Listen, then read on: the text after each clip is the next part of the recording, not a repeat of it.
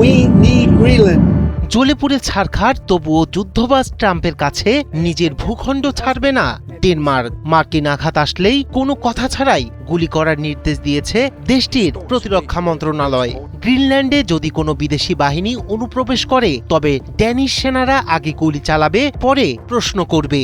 এই নীতির আওতায় আমেরিকাও ব্যতিক্রম নয় বলে জানিয়েছেন ড্যানিশ প্রতিরক্ষা মন্ত্রী লুন পলসেন।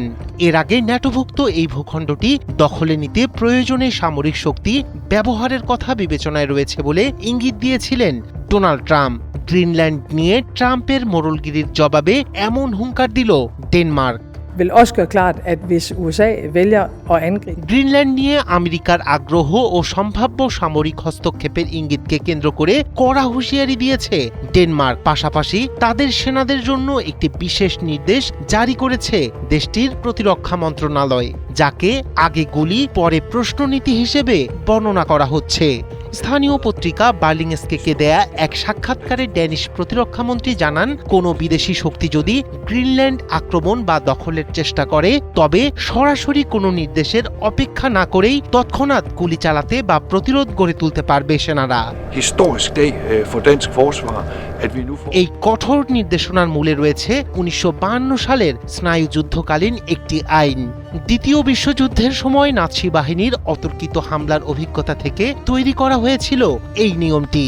1940 সালে জার্মান যখন ডেনমার্ক আক্রমণ করে তখন উচ্চপদস্থ কর্মকর্তাদের নির্দেশের অপেক্ষায় থাকতে গিয়ে কার্যকর প্রতিরোধ গড়ে তুলতে ব্যর্থ হয়েছিল ড্যানিশ বাহিনী। সেই তিক্ত অভিজ্ঞতা থেকেই এই নিয়ম করা হয়। ফলে আক্রান্ত হলে কমান্ডার বা সরকারের আনুষ্ঠানিক যুদ্ধ ঘোষণার অপেক্ষা না করেই সেনারা তাৎক্ষণিক লড়াই শুরু করবে। সাম্প্রতিক সময়ে গ্রিনল্যান্ডকে আমেরিকার জাতীয় নিরাপত্তার জন্য অত্যন্ত গুরুত্বপূর্ণ এবং কৌশলগত এলাকা হিসেবে উল্লেখ করে এটি দখলের ইঙ্গিত দিয়ে আসেন মার্কিন প্রেসিডেন্ট ডোনাল্ড ট্রাম্প। বিশেষ করে ভেনেজুয়েলার নেতা নিকোলাস মাদুরোকে ক্ষমতাচ্যুত করার ঘটনার পর গ্রিনল্যান্ড নিয়ে তার হুমকি ডেনমার্ক ও ন্যাটোর দেশগুলোর মধ্যে সৃষ্টি করেছে ব্যাপক উদ্বেগ। ট্রাম্পের দাবি, বর্তমানে রুশ ও চীনা জাহাজে সয়লাভ হয়ে আছে গ্রিনল্যান্ড এবং একা এর নিরাপত্তা দিতে সক্ষম নয় Denmark. We need Greenland.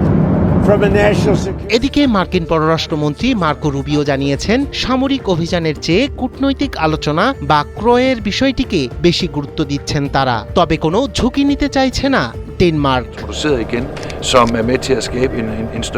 Raihan Kabir Shubhra, ৭১।